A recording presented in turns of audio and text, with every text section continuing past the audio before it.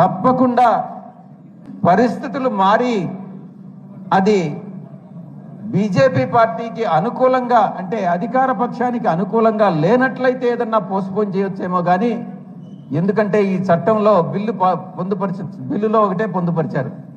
ఆ డేట్ అనేటటువంటిది ఎప్పుడు అమల్లోకి వస్తుందన్నటువంటిది భవిష్యత్తులో ప్రభుత్వం నిర్ణయిస్తుంది అన్నటువంటి విషయాన్ని.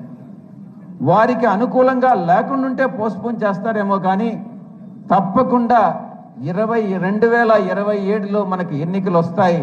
కానీ సాధారణంగా కానీ చూసుకుంటే జూన్లో రావాలి 2027. కానీ నా యొక్క ప్రెడిక్షన్ జూన్లో రాకపోవచ్చు, సెప్టెంబర్లో రావచ్చు అన్నటువంటిది నా యొక్క అంచనా. తప్పు కావచ్చు, కానీ 2027 ఎన్నికలకు మనం అందరం కూడా సిద్ధంగా ఉండాలి అన్నటువంటి విషయాన్ని నేను మీ అందరికీ కూడా తెలియజేసుకుంటా ఉన్నా.